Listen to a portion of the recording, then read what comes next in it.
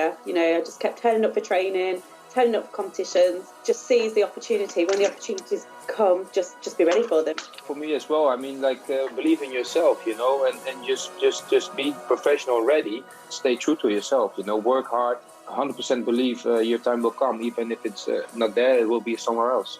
I just say control the controllables, train as hard as you can, and there's nothing wrong also with other people being better than you. Like, that's not a crime, don't think of yourself as us because someone else is better. Like, you can only reach your potential and control what you can control. I'd say don't think of yourself as a bench warmer and go on your own journey with it, be good to the team whilst you do it. But I think there's a difference between being selfish and being self-focused, and if you focus on being the best you can be and reaching your ceiling, then I think most people won't be bench warmers for very long. That's bench warmers, thanks to the England cricketer Jack Leach, the former Netherlands and Tottenham keeper Michelle Vorm, and the Olympic 800-metre runner Jenny Meadows. You can download the full Bench Warmers podcast from your usual podcast provider. In the Premier League, Brighton took the lead against Wolves through Aaron Connolly after 13 minutes. Wolves back on level terms, though, through Roman Saiss. 1-1. There's more commentary to come on Sports World on Sunday. Chelsea face Manchester City. That's from 16 GMT. And today, Spurs are up to third, but Sheffield United remain rock bottom. 17 games without a win, after a bit of magic from Palace's Eze. Eze running forward. Glides past one man. Eze carries it to the edge of the area. Oh, what a quality goal from...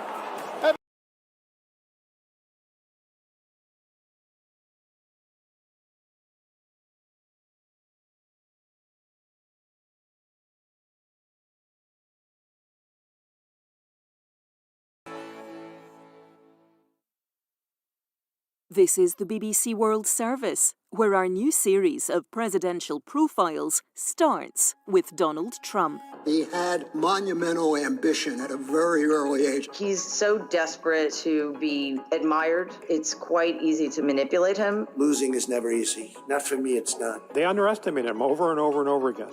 Presidential profiles of Donald Trump, Tuesday at 9:20 GMT. And in 60 minutes. Fancy launching into 2021 with some of the finest young musicians on the scene today, playing everything from world-famous Finn Sibelius to contemporary jazz? Of course you do. Join me, Georgia Mann, for the BBC World Service New Year's concert. Stay with us. The newsroom is next on the BBC World Service, the world's radio station.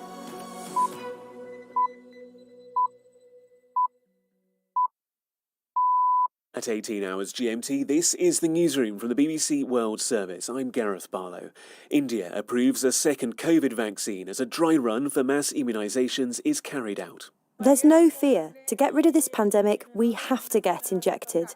I've been working in public health to get injected and also motivate others to do the same. The brother of Algeria's deposed president has charges of conspiracy dropped by the Supreme Court. Also to come, last out, lights out. French police shut down an illegal rave in breach of lockdown restrictions, and how Uyghur refugee children in Turkey are keeping their culture alive. If it's not taught, maybe as the years pass, they will forget it. These children won't know their language. We'll have the latest results from football's English Premier League. Oh, and if you own a castle, find out why you might need to rebrand. First, the news. Hello, I'm Debbie Russ with the BBC News. Pakistan has arrested the alleged leader of the Islamist group Lashkar-e-Taiba, which is blamed for the 2008 Mumbai attacks. Zaki-ur-Rehman Lakhvi was detained on charges of financing terrorism. Simon Ponsford reports. India and the United States accuse Mr. Lakhvi of masterminding the Mumbai attacks, which killed 166 people. Delhi has long demanded his arrest. Now he's been detained by the Pakistani authorities and accused of collecting money to fund militant activity. That's the same charge faced by the Islamist group's founder, Hafiz Saeed, who was jailed for 10 years by a Pakistani court last November. This all coincides with growing pressure on Pakistan from a global watchdog, the Financial Action Task Force, to do more to tackle the financing of militant groups. An Indian government panel has recommended a second coronavirus vaccine for emergency use. It's been developed by a local company, Bharat Biotech, and a state-run research body. On Friday, the panel of experts recommended the AstraZeneca Oxford vaccine. From Delhi, here's Anbarasan Etirajan. India is aiming to inoculate 300 million people by the middle of this year, so it wants to have enough vaccines at its disposal. Covaxin, made by Bharat Biotech, is the first Indian vaccine to be recommended, and like the one developed by AstraZeneca Oxford University, it involves 2 doses. On Saturday, tens of thousands of health workers and volunteers took part in a rehearsal for a massive immunization program designed to build expertise and iron out glitches. COVID-19 has killed about 150,000 Indians. The body which advises the British government on immunisation has insisted that delaying the second dose of the COVID vaccine from 3 weeks to 3 months is the right approach. The Joint Committee of Vaccination and Immunisation said it wanted more people to receive their first jab sooner. Tracy Hussell is an immunologist from the University of Manchester. There is a moral urgency to sort of spread the protection as far as possible to stop the transmission. And I think it's a really brave decision and a very sensible decision, considering you've got really good immunity after one vaccination. You can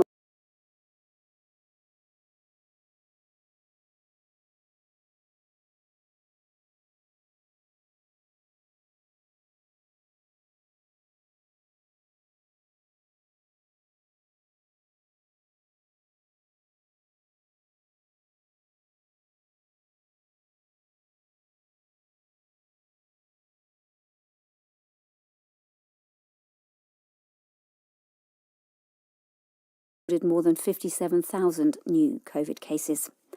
The younger brother of Algeria's former president, Abdelaziz Bouteflika, has been acquitted by a military court of conspiracy charges. Saïd Bouteflika, who was seen as the power behind his brother's rule, had been sentenced with 2 former intelligence chiefs to 15 years in prison for plotting against the army and the state. World News from the BBC.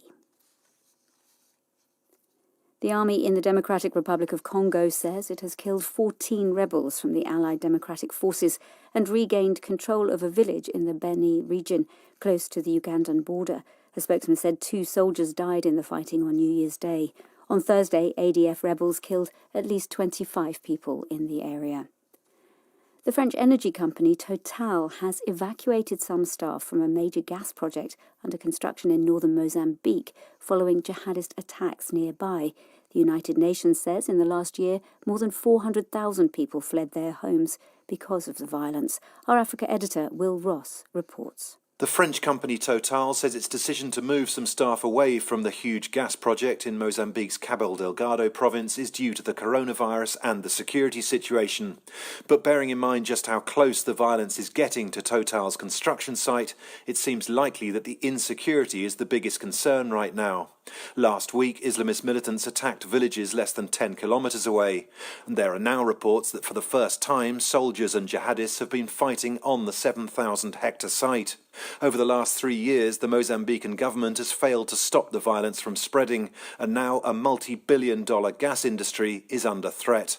Norwegian police say a third body has been found in one of the houses sucked into a landslip near Oslo on Wednesday. The discovery came within hours of finding the second body. 7 people remain missing, including children. Rescue teams have been putting down plastic walkways to get closer to the worst affected area. French police have shut down an illegal rave which had been going on since New Year's Eve in defiance of a coronavirus curfew. Some of the 2,500 revellers clashed with officers who cleared them from a disused warehouse in the village of Luron in Brittany. And that's the latest BBC News. You're listening to the newsroom from the BBC World Service with me, Gareth Barlow. We start in India, where the authorities have given the go-ahead for the emergency use of a second coronavirus vaccine. The jab has been developed by a local company, Bharat Biotech, in partnership with a state-run research body. It comes as tens of thousands of health workers and volunteers took part in a rehearsal for a mass immunisation programme designed to build expertise and iron out glitches ahead of the largest rollout of its kind in the country's history. This woman in Karnataka explained why she was taking part. There's no fear. To get rid of this pandemic, we have to get injected. I've been working in public health for 1 year now, and I would like to get injected and also motivate others to do the same. Our correspondent in Delhi is Anbarasan Ethirajan, and he told us more about the vaccine and how it was developed. It was a very surprise move by the Indian experts panel because there were some reports were suggesting it required more data for this Covaxin, the Indian-made vaccine, to be approved. But a day later, after they approved the AstraZeneca Oxford University vaccine, the government has announced, this expert panel has announced that it has been recommended. Now we expect a formal approval on Sunday when the Drug Control Authority is speaking to the press. Now, there are critics who say that the efficacy of this particular vaccine, this Indian-made one, is not clear, even though the company claimed it had about 60% efficacy, but there are many experts who say that more data is required to analyze the final efficacy. On the other hand, if you look at what the Indian government is doing, looking at how the countries in the West are struggling to get enough doses, it wants to store enough number of jabs so that it can inoculate 300 million people. Just imagine 300 million people, 2 doses each, that means 600 million doses. And already one of the companies which is making AstraZeneca said it has got about 50 million doses ready. So it's going to be a very mammoth logistical exercise. And that's why the Indian government wants to have a few vaccines at its disposal. Like you say, a mammoth logistical exercise, and in acknowledgement of that, the government has been carrying out a dress rehearsal. Tens of thousands of volunteers were involved. This is a nationwide exercise. You can as well imagine in a country like India, a huge country with the different states, and they have different healthcare systems. And they wanted to ensure this immunization drive is glitch-free. And that's why they arranged this nationwide drill, because they also introduced a new software program, and also to make the people aware of what is going to happen in these immunization drives, and also to remove misconceptions about the vaccine itself, because some in India are still doubtful whether how effective it is or what kind of impact or side effects it will have. So one of the exercise involved was to allow people to go and sit in a room and make them aware that they will be monitored for about half an hour after the vaccine was given, so that no side effect will be noticed. If there are any issues, they'll be immediately addressed. So there are various issues of transportation, arranging cold storage, all those things were worked out. India has got a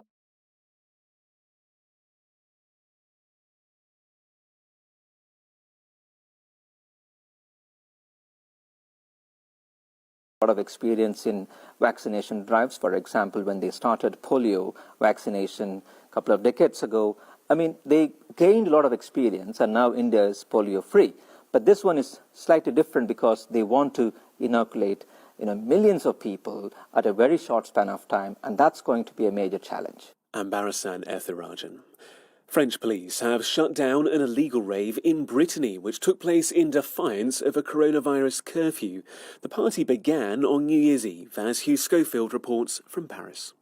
While the rest of the country spent New Year's Eve under a nightly curfew, more than 2,500 people danced and partied in 2 abandoned warehouses in Lyon, south of Rennes. They'd come from places across France and indeed abroad, following an elaborate set of instructions laid down by the organisers.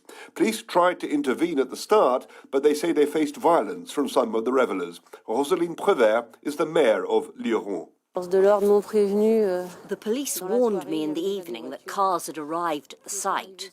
They tried to prevent them from entering the property, but given the number of people, the balance of power wasn't good. Instead, police sealed off the premises, and when the party finally broke up this morning, they proceeded to fine as many of the people leaving as they could. In all, around 1,200 got fines, mainly for not respecting the curfew and attending an illegal gathering, but also for drugs offences. Health officials say that those who are there face a serious risk of COVID infection, so should isolate for a week. Hugh Schofield. You're listening to the BBC World Service, and Debbie has the headlines. The alleged leader of Lashkar-e-Taiba, the banned Islamist group blamed for the 2008 Mumbai attacks, has been arrested in Pakistan. A second, locally developed coronavirus vaccine has been recommended for use in India. The body which advises the British government on immunisation has said it's right to delay the second dose of the COVID vaccine to ensure more people receive their first jab sooner.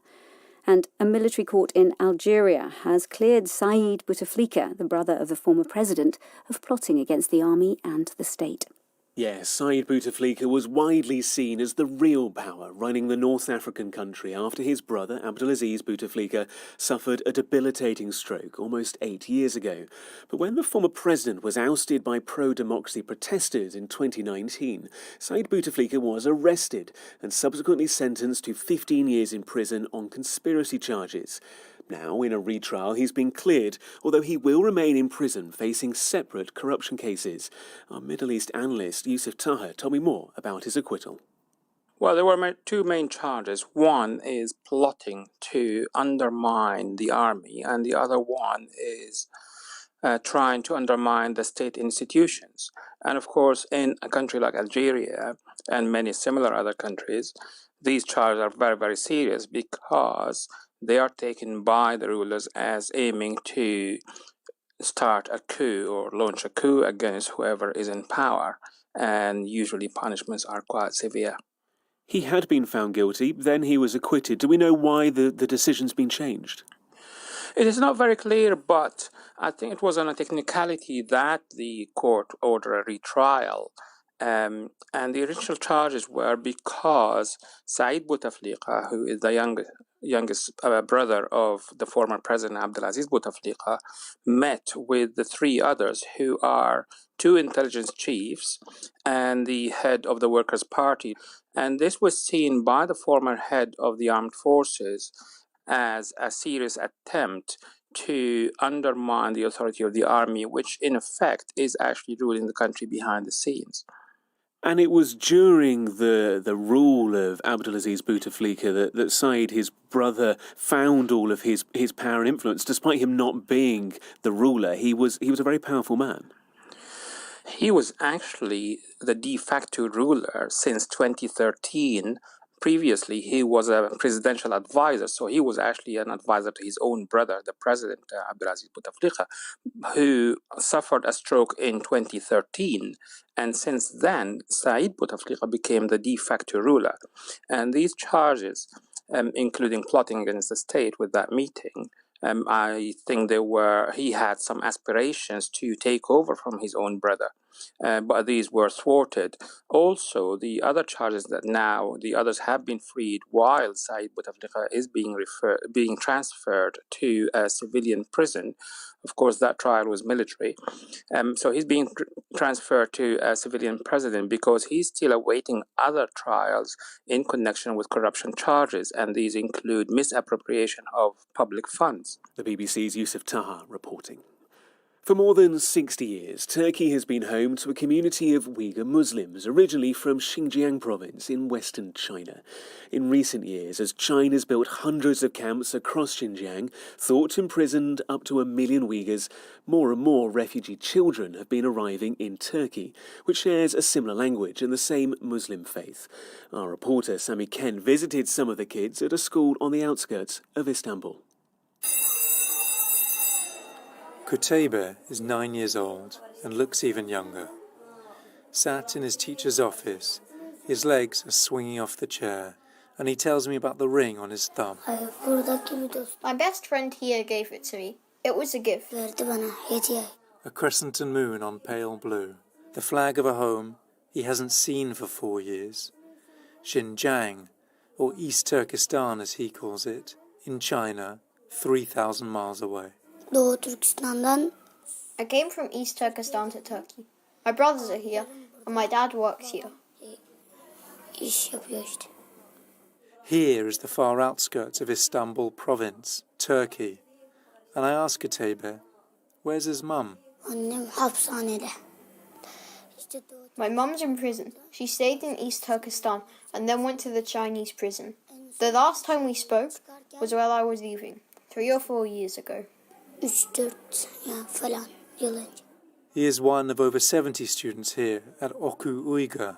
It's a boarding school set up in 2016 to teach and house Uyghur children.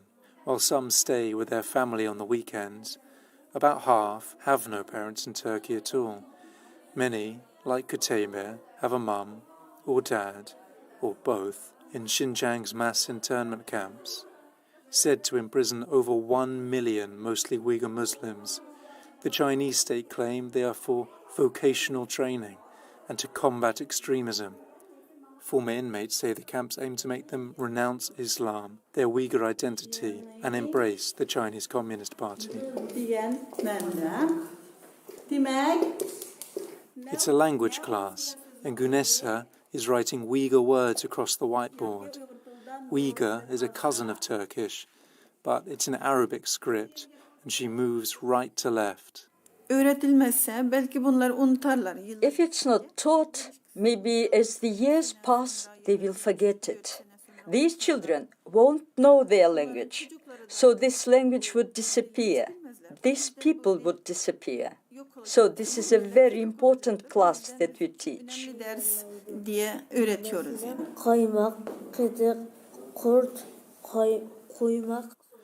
According to Human Rights Watch, the government has practically outlawed Islam. Life in Turkey, of course, is a little easier. The students here go to Turkish public school before coming back for their own classes in Uyghur language, history, and religion too. Now just past 1, they're called for their afternoon prayers. None of these things would be possible in a school back in Xinjiang, the home these children have left, but won't forget.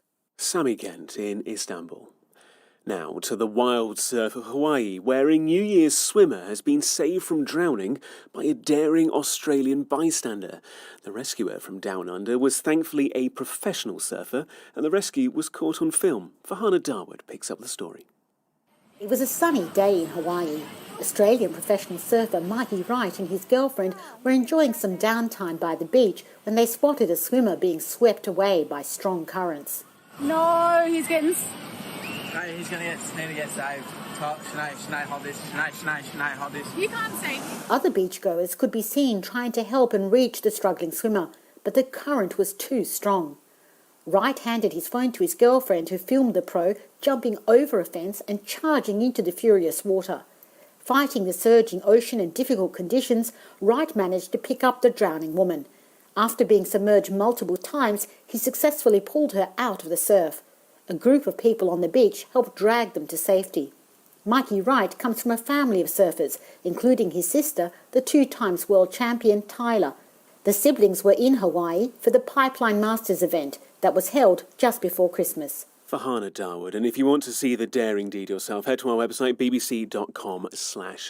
And now from daring deeds to some fancy footwork, because Lee James from Sportsworld is here to talk us through the English Premier League action today. And let's start with Tottenham Hotspur. They're in a fairly happy mood at the start of 2021. Yes, they should be. After their 3-0 win over Leeds today, it's taken Tottenham up to 3rd in the table, ends a run of 4 games without a win, and it is Son Heung-min and Harry Kane that have combined again. And for the 13th time this season, they've combined for a goal, and that is a Premier League record. Son has scored his 100th goal for Spurs. Kane on the score sheet from a penalty. 3-0 the score then. Let's hear from the record breaker then, Son after his milestone goal. It's a big honour for me to wearing these shirts, playing in the Premier League, score with one team 100 goals. Obviously, make me very, very proud and very happy, and yeah, it's something I can be really happy tonight. And let's go from 3rd in the table down towards the bottom, because defeat for Sheffield United. Yes, all the way down to the bottom, I'm afraid, and it looks like they'll be there for the season now. Sheffield United have set an unwanted record, 7 games without a win from the start of the season, just 2 points all season. Their defeat today came at Crystal Palace, 2-0, Jeffrey Schlupp, and the substitute, Eberici Eze, with the goals today for Crystal Palace. And it leaves the Sheffield United manager, Chris Wilder, admitting it's been a very difficult time. This football club over the last 3 or 4 years is not used to losing games, and I'm not proud of what's going off at the moment and really not enjoying it. And it's difficult and it's a struggle, and it's the Premier League and it's relentless and ruthless, but you have to dust yourself down and go again. They'll have to go again another day. Brighton are in a similar situation, really. They took the lead against Wolves, but are now trailing by 3-1 at half-time. And we've still got one more game to come in the Premier League. West Bromwich Albion against Arsenal, Gareth. Lee, thank you so much. And now let's get some more stories from our news desk with Debbie. A booby-trapped vehicle has exploded in northeastern Syria. A child and a baby were among the 4 people killed. The blast occurred near a vegetable market in the Turkish-held border town of Ras Al-Ain. In another incident, a bomb blast at a market in Hasaka, 80 kilometres further south, injured 20 people. State media say a man has been arrested in connection with the attack in Hasaka. Flags will be flown at half-mast in Bosnia-Herzegovina on Monday in honour of 8 young adults killed by suspected carbon monoxide poisoning on New Year's Eve. The government declared a day of mourning for the victims, aged between 18 and 20. Local media blamed a generator they were using in their holiday cottage. The value of the Bitcoin cryptocurrency has surged above $30,000 for the first time, continuing a meteoric rise that began last October. Bitcoin has almost quadrupled in value since the start of last year, as interest from institutional investors has grown. Analysts say that Bitcoin is becoming a more attractive investment as support for the US dollar declines. There's concern that government stimulus packages prompted by the coronavirus pandemic will fuel inflation. 5 Indian cricket players on tour in Australia have gone into isolation, while there's an investigation into whether they've breached coronavirus restrictions. The 5 were filmed eating together inside a restaurant in Melbourne. They've been told by medical teams to keep away from their teammates before a match due to start in Sydney on Thursday. Melbourne is trying to contain a new cluster of COVID-19 cases. And the harvest of oranges in the Spanish city of Seville is being brought forward to take advantage of a bumper crop. Some neighbourhoods began harvesting before Christmas, and a citywide operation is due to start on Thursday. Here's Mike Sanders. The statistics, like the tangy fruit, are eye-watering. Seville's parks and squares boast around 45,000 trees. They're expected to yield more than 5 million kilos of oranges, not far short of double last year's haul. Harvesting is due to start citywide from Thursday. Seville oranges are prized for making marmalade, a breakfast jam much loved in Britain. Mary Queen of Scots is associated with it, even if the legend that it was named after her maladies is sadly untrue. Perhaps its biggest fan is Paddington Bear. He kept a marmalade sandwich under his hat for emergencies. The BBC's Mike Sanders. A stately home in West Yorkshire in England is to undergo rebranding, of sorts at least, because visitors are confused about the correct way to pronounce its name. From now on, Harwood House will be pronounced as it's spelt, Harewood House. James Kelly has the details. Nestling in exquisite grounds and boasting one of Britain's finest art collections, there is much that elevates Harwood House above the commonplace. But despite its reputation, you might get a blank look if you asked a taxi driver to take you to this majestic 18th century country estate. Many people make the mistake of calling the Grade 1 listed mansion Harewood House because, well, that's how it's spelt. The latest Lord Harwood, or should that be Harewood, has acknowledged change is now needed. But could it kickstart a trend? Could Leicestershire's Belvoir Castle soon be called Belvoir, or the Chumley estate in Cheshire become Cholmondeley? Only time will tell whether Harwood House has set a hair running. James Kelly. She's only outsold by the Bible and Shakespeare. The British crime writer Agatha Christie was prolific and hugely popular. It's now 100 years since she published her first book. That was The Mysterious Affair at Styles, which introduced the world to the Belgian detective Hercule Poirot. Here's a flavour of his detective work in this BBC adaptation of Murder on the Orient Express. There was a delay to the train on the day we were due to reach Istanbul. You, normally so calm, so self-controlled, were very agitated. I didn't want to miss my connection. But the Orient Express runs every day of the week. Why was it so important to be on this particular train? You don't seem to realise that one may have friends awaiting one's arrival in London, that a day's delay upsets arrangements and causes a lot of annoyance. Ah, it is like that. Yet now, when we are trapped here in the snow, your manner is quite different. You are calm, philosophical almost. You do not answer, mademoiselle. So with an estimated more than 2 billion books sold, what is Agatha Christie's enduring appeal? We got together her great-grandson, James Pritchard, chief executive of Agatha Christie Limited, and Val McDermott, a Scottish crime writer who began by explaining the appeal of Hercule Poirot. I think he was one of the earliest sleuths to have that sort of notion of, I can sit in my armchair almost and examine the truth, examine what people say to me, and somehow winnow out the lies from the truth, and also make all the connections in my head that don't require me to go around looking for the cigarette ash or the footprint. It almost makes the reader believe that they could do that too, if only they were just a little bit smarter. In the First World War, there were a lot of Belgian refugees around the UK, and there was particularly an enclave in Torquay where she was living. Therefore, it felt more natural than it feels now. But I still think it is extraordinary that, she didn't pick a British man. I think originally she might have picked a British man, and then someone persuaded her, probably very helpfully, to change it. He's not what you'd call clubbable. He's not somebody who's going to get, down with the guys and go and have a beer. But that, I think that the fact of having made him Belgium makes him an outsider right from the get-go, and that's a convenient aspect for the detective, because you can maintain that sense of objectivity. Women were not particularly welcome in the literary world. It's almost, we've got Virginia Woolf, why would we need another one? And I think there was a sense of sending women off to write the historical fiction, the detective fiction, the romantic fiction, because that was a nice little thing for them to do as a sort of little sideline. But then the tables were turned by writers like Agatha Christie, Dorothy Sayers, Marjorie Allingham, who wrote superb detective novels. I think she took murder very seriously. There are a lot of very unpleasant people killed in Agatha Christie novels, but it is never thought to be justified. I think possibly once or twice. The point of Agatha Christie, and I think the point of Poirot, is that they understand character and they understand the reasons why people murder. And I think she herself thought that actually, given the right or wrong circumstances, most of us actually could perform murder. My first discovery of Christie was at my grandparents, and they were not readers. They only had 2 books in the house. They had a copy of the Bible and, for some obscure reason, a copy of The Murder at the Vicarage. I loved The Murder at the Vicarage. I went back to it time and time again. That was my gateway drug, if you like. I think she plots immaculately. It's got a great narrator, the vicar himself. The book is full of sly humour. It creates St Mary Mead. It gives us Miss Marple. And it's a wonderful introduction to those village mysteries that formed, I think, in many ways, the spine of Agatha Christie's best work. The Scottish crime writer Val McDermott and Agatha Christie's great-grandson James Pritchard. That's it for this edition of The Newsroom, but the team that makes this programme also makes the Coronavirus Global Update. Our daily podcast has all the key information you need to know. No drama, no politics, no fake news, just the facts. You can find it online wherever you get your podcasts.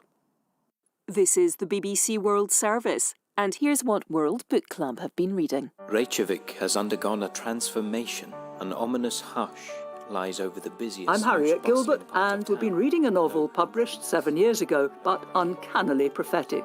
A story of love and cinema set during the 1918 flu pandemic. It was one of those rare moments in history where everything seems to happen at the same time. The book's called Moonstone, The Boy Who Never Was, by the Icelandic author Sjón. All of a sudden, this book mirrors the direct experience of people today. Can you talk to us a little bit about how you prepared to write this book? I thought it was a powerful and vibrant story. Are you inspired by old movies? What I've always tried to do in my writing is to acknowledge that reality exists on different levels for all of us. World Book Club with Sjón, Sunday at 14 GMT.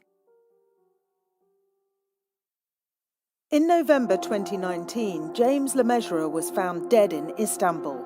He was the former British Army officer who helped set up the White Helmets rescue group in Syria. But some people believe the White Helmets videos are staged, part of an enormous hoax, and that James Le Mesurier was a Secret Service agent pulling the strings. So could the White Helmets have been using actors in their videos? Join me, Chloe Hadjimatheou, for episode 5 of Mayday after the news. BBC News with Debbie Russ. A second coronavirus vaccine has been recommended for emergency use by an Indian government panel. It's been developed by a local company, Bharat Biotech, and a state-run research body. On Friday, the panel of experts recommended the AstraZeneca Oxford vaccine. 11 US senators, including Ted Cruz, have announced they'll challenge Joe Biden's victory in the presidential election when Electoral College votes are certified by Congress next week. In a largely symbolic move, the group will call for an emergency audit of November's poll, citing disproven claims of electoral fraud. Mr Biden, who won the Electoral College by a wide margin, will be sworn in on the 20th of January. The French energy company Total has evacuated some staff from a major gas project which is being built in northern Mozambique following jihadist attacks nearby. Last week, Islamist militants attacked villagers close to the site of the multi-billion-dollar installation. A military court in Algeria has cleared the younger brother of the country's former president, Abdelaziz Bouteflika, of conspiracy charges. Zaid Bouteflika had been sentenced to 15 years in prison for plotting against the army and the state. Pakistan has arrested the alleged leader of the Islamist group blamed for the attacks on the Indian city of Mumbai more than a decade ago. Zaki-ur-Rehman Lakhvi was detained on charges of financing terrorism. 166 people were killed in the attacks. Norwegian police say a third body has been found in one of the houses caught in a landslide near Oslo on Wednesday. Rescue teams have been putting down plastic walkways on the unstable clay to get closer to the worst affected area. In football, Mauricio Pochettino has been appointed head coach of the French champions Paris Saint-Germain. The Argentine used to play for the club. He was sacked as manager of his previous team, Tottenham, more than a year ago. BBC News. You're listening to Mayday on the BBC World Service. So I normally don't use voice memos. Let me just make sure it works. We'll be talking about white helmets today and HTS. Okay. Yeah, sounds great. On the 6th floor of BBC Broadcasting House in London is a small group of desks. Before coronavirus all but emptied the building, they were occupied by 6 journalists, all native Arabic speakers and social media experts. They're the jihadist media monitoring team. Mina Al-Lami's the lead editor. There are a number of very big groups in Syria, especially in northern Syria. And the most dominant group currently is Hayat Tahrir al-Sham, known by the acronym of HTS. HTS is effectively a coalition of lots of different rebel factions, including lots of former al-Qaeda fighters, although the group cut all ties with al-Qaeda a while back. These days it's powerful in Idlib, a province in the northwest of the country. Idlib's also somewhere the White Helmets are active. What would it be like for the White Helmets operating under someone like HTS? What kind of concessions do you have to make for those jihadists? You really have to sometimes play by its rules. It was Mina's team that tipped me off about the HTS promotional video called The Unknown Mujahid. عندما يسمع الناس بأي عمل عسكري على أي جبهة من جبهات هناك أصناف من الناس لم تكتفي بالمتابعة فقط. In which a white helmet is calling on people not to pick up arms and fight, but to help with the running of Idlib. If that really was a white helmet in that video, the propaganda video by HTS, do you think it is significant? That's not really helpful because they've maintained that they're independent from the rebels, locals, jihadist groups. So I think it's not good. It's not good because this question of whether the white helmets are jihadists in disguise ended up at the heart of the conspiracy theories about James Le Mesurier. And watching this HTS video, it suddenly seemed plausible. But how to check? HTS has been trying to present itself as a political player, really to secure a seat in any negotiations on the future of Syria. You could contact them on Telegram, and I'm pretty sure you'll get a response. Mina turned out to be right. For a jihadist group, HTS is surprisingly easy to get hold of. They even have a public relations officer called Omar, who's pretty quick to respond to messages. Hi, Chloe, how are you? I hope you're fine.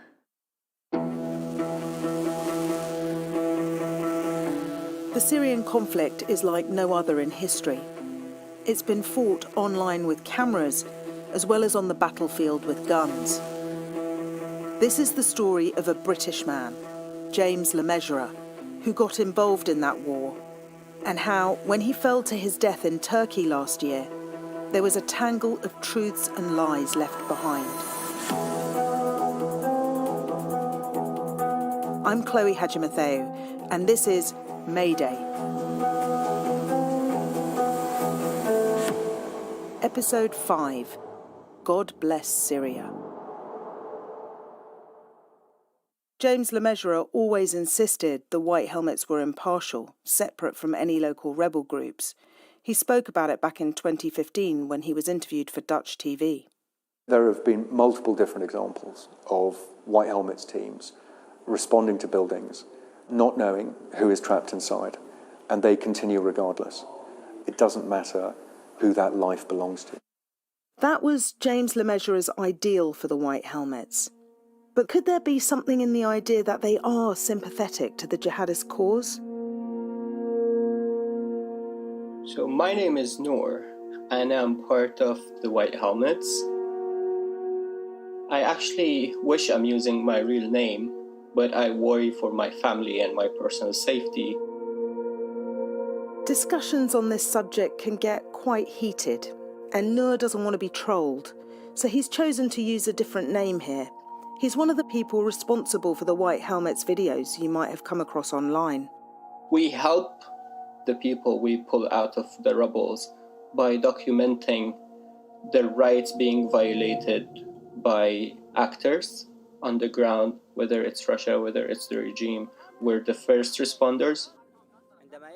Noor tries to keep across everything, including photos and videos of rescuers on their own personal social media. So what does he make of the video we found? The HTS recruitment film showing a white helmet. Yeah, one of our volunteers appear in it. I mean, on the outside, that looks like a kind of propaganda video for HTS. It's drumming up support. This video doesn't look good. I can look into it and get back to you with answers. Meanwhile, I'd been receiving messages from Omar from HTS. I told him I was making a series about the White Helmets, and I wanted to know about the rescuers' work in Idlib. The truth of what they are doing is great, actually. They go to great lengths to save these innocent lives. But I'd like to explain that we in HTS do not have a relationship with the White Helmets. So I suggest that you contact them directly. So if, as he says, they aren't working together, why would a White Helmet agree to take part in one of their videos? Noor tracked down that White Helmet, and apparently he didn't realise the interview was for HTS. He just thought that he's just another reporter, making this interview for a different reason. And what he said certainly doesn't reflect the White Helmet's views. So what happens next? The management decided to issue a disciplinary punishment for the volunteer who appeared in the interview. This is because he preached our code of conduct and regulations. As I started to investigate further, I came across something even more damning, linking the White Helmets with jihadists. It's an awful video in which a man's executed publicly in a town square. Quick warning, it's disturbing audio.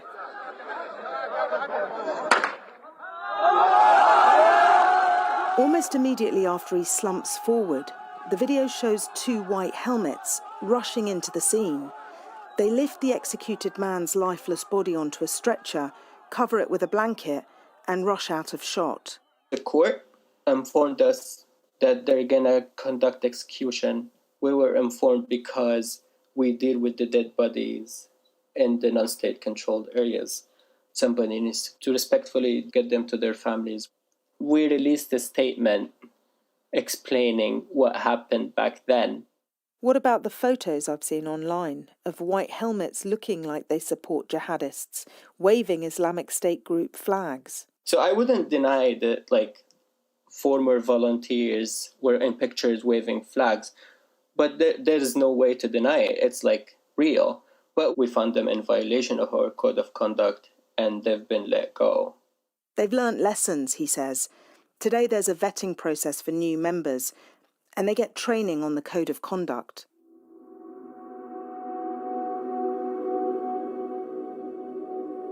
Vanessa Beeley says the White Helmets are supposed to document war crimes, but they don't ever document the multitude of human rights violations committed by the armed groups in the areas where they operate. The White Helmets told me they document their own operations and the incidents they respond to, but they say it's not in their mandate to document the actions of jihadists or other actors. There are dedicated human rights organisations for that. What I'm now also going to show you is a clip from a video, again, made by one of the terrorist group media outlets in Idlib 2015. Vanessa Beeley continues to accuse the White Helmets of working with jihadists, but she tends to reference the same few examples from many years ago. And in this little clip, the White Helmet is basically saying, "Long live Jaish al-Fatah." In the beginning, I assumed that there might be some misunderstanding. Maybe she or he received misleading information. We should correct that. I'm Farouk Habib. Farouk Habib is a thin man with wire-rimmed glasses and curly hair. He usually wears a suit and tie. Frankly, he looks like a bit of a geek, like a regional manager of a bank, which is precisely what he was before the war. Farouk was one of James Lemesureur's best friends and helped him establish the White Helmets. I had a master's degree from a French university and a doctorate from a Swiss university. I had very good life. Back when the revolution first started in Syria, he had a lot to lose. And then there was this event, something that happened at a demonstration that he says changed everything. I witnessed a wounded person who was shot at a peaceful demonstration in the old city of Homs. They took him to a small hospital. And I saw myself, the doctors, they closed the door of the hospital and they were talking from the windows to us and apologizing to the people and saying, "Sorry, we cannot accept him, we cannot take him." There were strict instructions to all private hospitals not to take any wounded person. Farouk says the Syrian government wanted to make sure all injured demonstrators would be arrested when they arrived at state hospitals. And then within, I think, 20, 30 minutes, that young man died just at the door of the hospital. I watched him die and started crying, and I couldn't understand what reasons could be used to justify it. That created the big change in my life. At that time, I realized that there can't be a middle way. So Farouk turned his back on President Assad and joined the civilian revolution. He got involved in setting up makeshift clinics to treat people who were too afraid to go to state-run hospitals. And then in 2012, he says he was arrested by the Syrian Mukhabarat, the intelligence service, and, he says, he was tortured. I don't like to talk much about what I suffered there. It's very difficult for me, but briefly I would say it's beyond death. People there in those secret detention centers wish to die, and I wished to die many, many times. And how did you manage to get out? How were you released? It cost a lot of money. It cost a lot of money.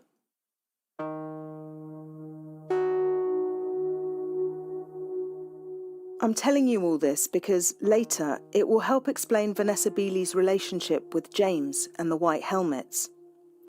When Farouk got out, he fled to Turkey. That's where he met and started working with James. Farouk found a way to contribute to the struggle from afar, through the White Helmets. And he was the one putting out lots of those press releases in response to accusations about the organisation. But he says it didn't make any difference. So as we know that people like Vanessa Beeley, that doesn't change their mind. The White Helmets say Vanessa Beeley's never contacted them directly. And I've never seen her initiate a public debate with anyone who doesn't share her opinions. There has been the odd occasion when someone, often a Syrian, has challenged her. After one of her talks in 2017, a young opposition activist stood up and had a go. So are you more pro-Assad than Assad himself? So when he says that Western governments are giving me intelligence, and when he says that millions of Syrians are terrorists or terrorist sympathizers, you're actually more pro-Assad than Assad himself. In fact, you're not anti-imperialist, you are a propagandist, pure and simple for the Assad regime. First of all, what basis do you put forward the argument that I am pro-Assad? Where during this... The thing is, it's hard to describe Vanessa Beeley as anything other than pro-Assad.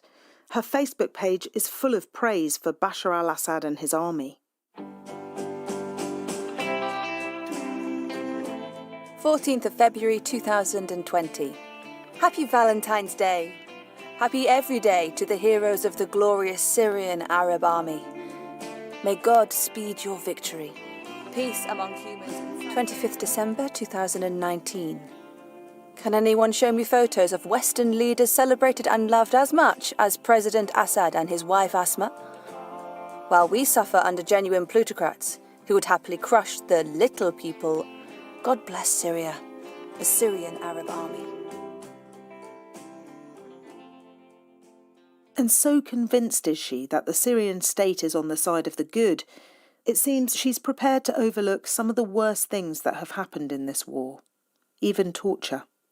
In 2017, Amnesty International published a report about a Syrian prison near Damascus called Sadnaya. Thousands have died in confinement. Inaccessible to journalists and independent monitoring groups, the prison is a black hole of which... 2 days after this was published, Vanessa Beeley was discussing it with a friend, a pro-Assad activist. They were chatting privately on Twitter. Even government members don't deny it, by the way. I'm not going to go into the details about what the president said, but I'm not going to deny torture ever happened. That's silly. It happens globally. I don't turn a blind eye to it, but at the same time, it is largely irrelevant to the bigger picture, which is protesting illegal interventions and supporting the Syrian government. The man she was messaging published the exchange online. He was outing her for not being pro-Assad enough. She says her views were taken out of context. These messages may offer some insight into how Vanessa is able to discount so much evidence, not only of torture, but also the daily brutal bombing of civilians. It seems she does see it, but for her it's irrelevant, because there's a bigger truth about Syria being a beleaguered underdog pushed around by the imperialist West. Did you see Vanessa Beeley's admission that she had spoken to ministers in Syria who admitted that they torture people? Did you come across that? Yeah, I read it once. They know what they are doing. And because they know, we realize that it doesn't worth talking to them. Vanessa wasn't interested in speaking to me, despite several attempts to persuade her to give me an interview. In an email, she told me she's not incentivised by any government and that her concern is getting to the truth. And she says she's self-funded. These conspiracy theories about James and the White Helmets were about to be elevated to a whole new level. The Syrian and Russian states came up with an ingenious new tactic. They would use the United Nations. That's next time on Mayday. Mayday's written, presented and produced by me, Chloe Hadjimatheou. The sound design is by Neil Churchill and the editor is Emma Rippon. If you want to download the whole series, it's available now on BBC Sounds or wherever you usually get your podcasts. Just search for Intrigue Mayday.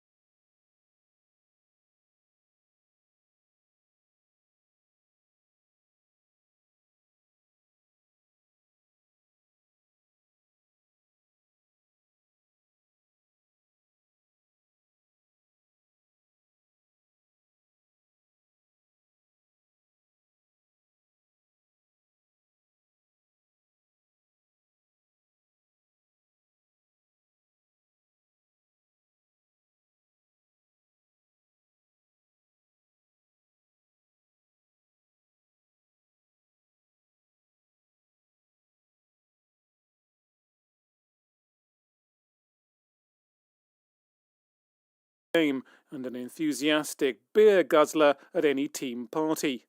The next step came at college, where he transformed himself into Melonhead, complete, as the name suggests, with a large piece of fruit on his head. My roommate was playing for my small college football team, and he said to me, we need to get the crowd more fired up. It's too quiet. And I was like, okay. So I sat with it all week. By the Saturday of the day of the football game, I was like, you know what? I'm going to paint my face, my whole body purple. I'm going to get a purple cape, and I'm going to go get a watermelon. I'm going to carve it out on my head, and I'm going to walk into the stadium, and I'm going to fire up the crowd. And it was a crazy experience, but kind of took the training wheels off in terms of working the crowd. And then came Rocky the Raccoon. I became the mascot for a ski hill. It was about a 7-foot tall raccoon. I'll never forget the first time I went down the hill on skis. I was pretty confident that I could do it, and I missed the last gate, and the head fell off, and kids were screaming. I was screaming for the helmet. It lasted just one season, thankfully. After that mascot phase, Cameron was ready to take off the masks and just be himself. The act that would make his career was born at a particularly dull Ottawa Senators ice hockey match. It was a everything just added up moment where my friend asked me to go to the game. It was a Saturday night, which is big in hockey in Canada. Nobody had been cheering for 2 periods, 8 minutes to go. And I look at my friend and I'm like, I need to do something. Why isn't anyone cheering? And he was actually like probably one of my shyest friends. And he's like, Difference to the players. They all feed off the crowd. They sometimes are like, why isn't the crowd behind us? They're down by a goal or a touchdown, and they're like, come on, they need the crowd. And I can't imagine how difficult it is for athletes to walk into an empty stadium right now. I think that you need that energy, after a big play or you're in a bit of a slump, you need them to, hey, come on, you've got this. But some dedicated fans have criticised Cameron, seeing him as a fake who'll cheer on any team for money. I've had some fans that found out I wasn't from that city and I was doing a lot of games there, and they were really upset to the point where some of them wrote me some nasty notes. And I understand, because when you put that jersey on, you become part of the team, you become part of the city and community. But at the end of the day, I've also never pretended to be a super fan of that team. I just want to come in, make that night, make that afternoon a little extra special for you and your friends and family. And arguably one event stands out in Cameron's career, the 2010 Winter Olympics on home soil in Vancouver. The Canadian was booked for so many events that he actually had to train like any athlete. They hired me for, I believe it was 26 games or something crazy. I was nervous, actually. I was like, I don't know if I could do this. This is insane. I actually got a nutritionist. I got a health coach. I got a trainer, and I was so fit, so focused, and it worked. And you were at one of the greatest moments in Canadian sporting history, the gold medal in ice hockey. I was asked to be neutral at the U.S.-Canada final gold medal game, and I was like, wait a minute, this is my last game. There's no way I'm going to be neutral here. So I threw on my Team Canada hockey jersey, and I went extra crazy, and the crowd was tense because it went into overtime, and I was right behind the net when Sidney Crosby scored that magical goal, and all of Canada was celebrated, and one of the greatest moments of my career for sure.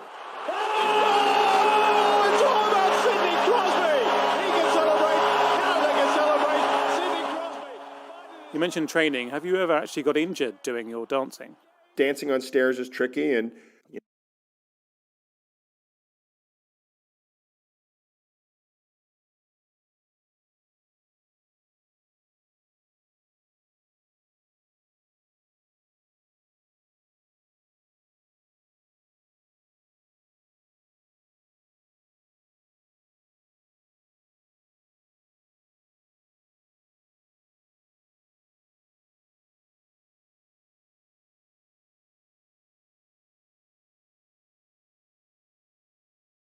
I've only been hospitalized 8 times, which isn't too bad. I sprained my MCL. I kept going because I didn't really know how bad it was. 20 minutes later, I'm being wheeled out, going to the hospital. I fell down the stairs once in front of 12,000 people, and they all thought it was a joke. And I was like, I couldn't get up, and no one was coming to help me. And I was like, I'm not kidding. I can't get up. Cameron is still performing, but he was recently upstaged for probably the first time. A young fan with Down syndrome called Malcolm actually managed to outdance him. It was Canada Sevens rugby. The song comes on, and I turn around behind me, and there's 5 young boys dancing.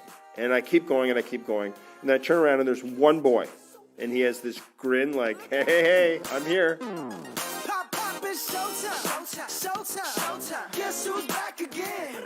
And it's this young boy named Malcolm.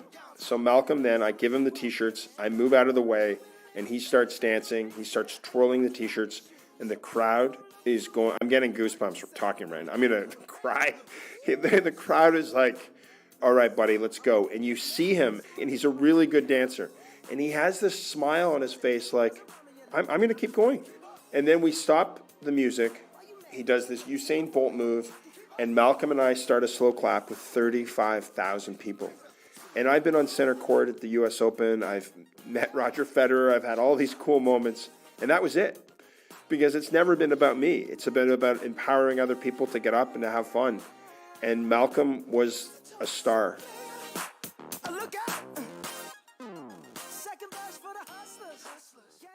Cameron Hughes' autobiography is called King of Cheer. He was speaking to me, Simon Watts, for that edition of Sporting Witness.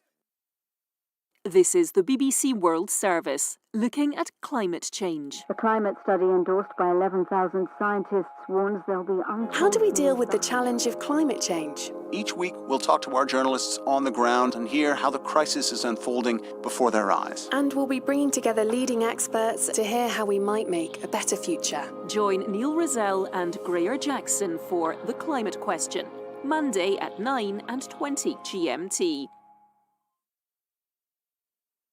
And in an hour, join Nikki Beattie for the Arts Hour. We're bringing in 2021 with the gift of laughter, thanks to comedians from across the globe, including Malaysia's Jason Leong, Ireland's Joanne McNally, South Africa's Tumi Morake, and more from Malawi's Daliso Chaponda. This is the BBC World Service, the world's radio station.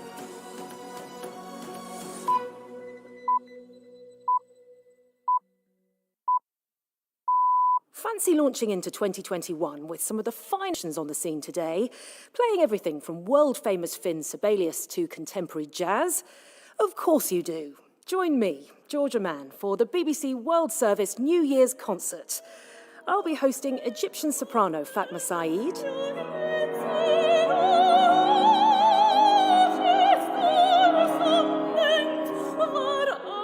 viola virtuoso Timothy Ridout,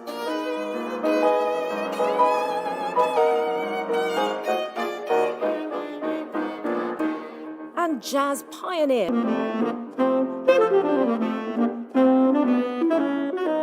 all of them BBC New Generation artists playing a joyously eclectic programme of music to get your 2021 started in style. That's the BBC World Service New Year's concert coming up after the news.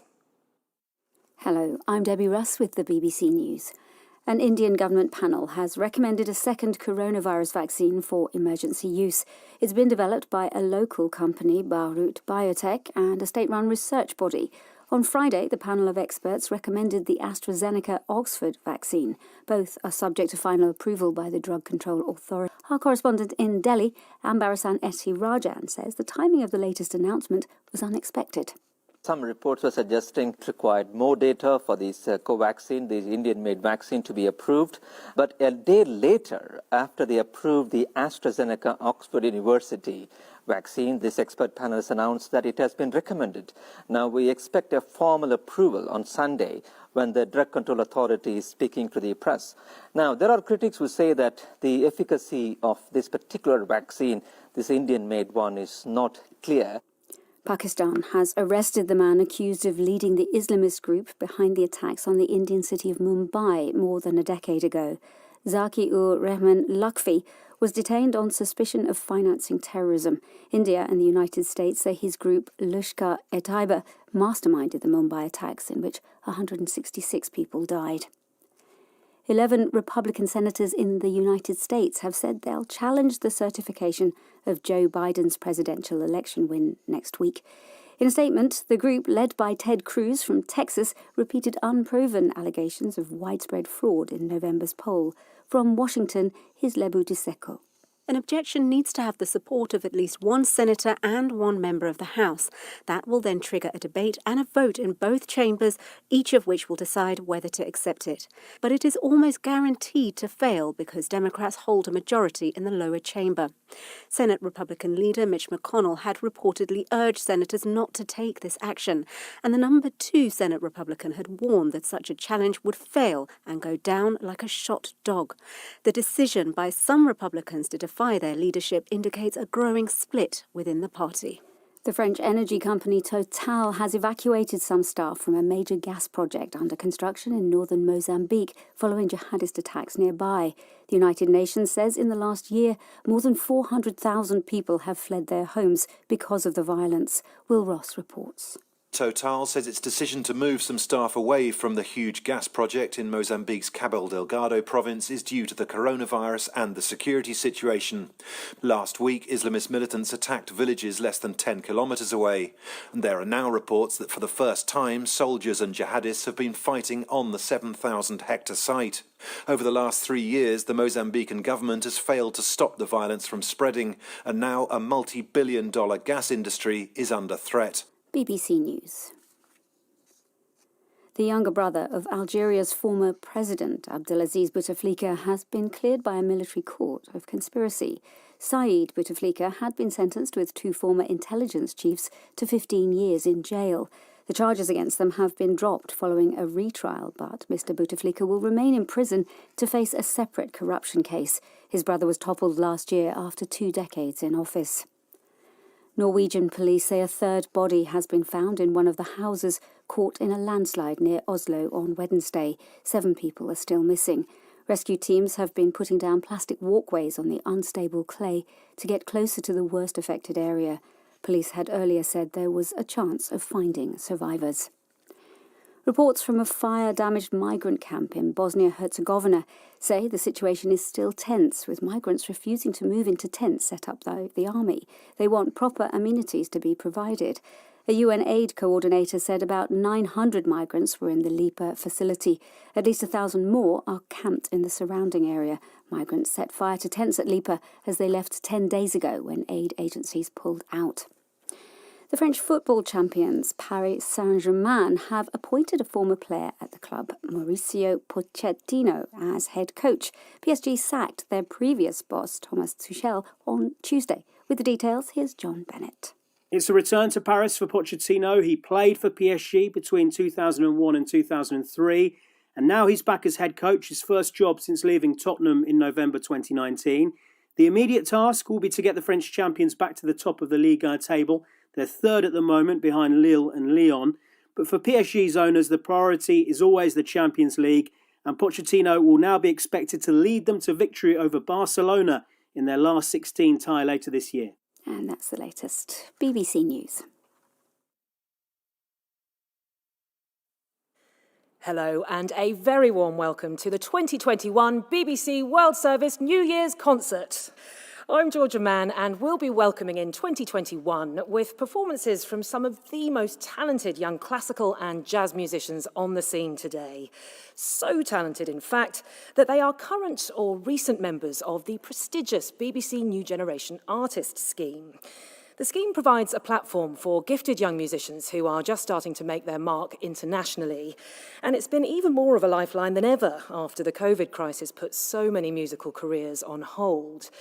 And the pandemic is also the reason that this year we are not joined, sadly, by a live audience here at the BBC's legendary Maida Vale studios in West London, but we are still very much full of festive cheer. Yes! That most festive of cheering comes courtesy of our fabulous and very socially distanced musicians. Stand by for some seriously atmospheric jazz, courtesy of the Trish Clues Jazz Trio.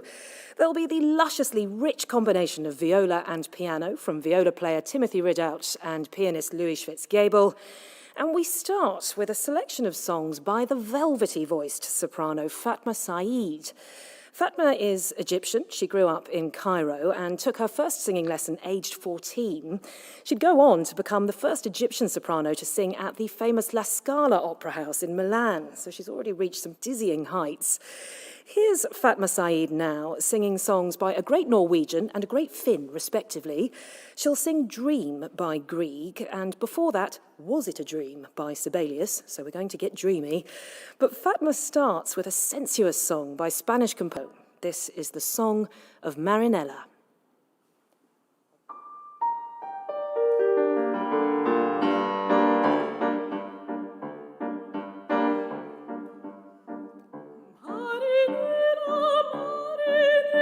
Su triste cantinera se consuela de un olvido maldecido, marinera. Campesina, campesina, como errante golondrina, cantarinosa en busca del amor. Pobre golondrina que al azar camina, tras un sueño engañado.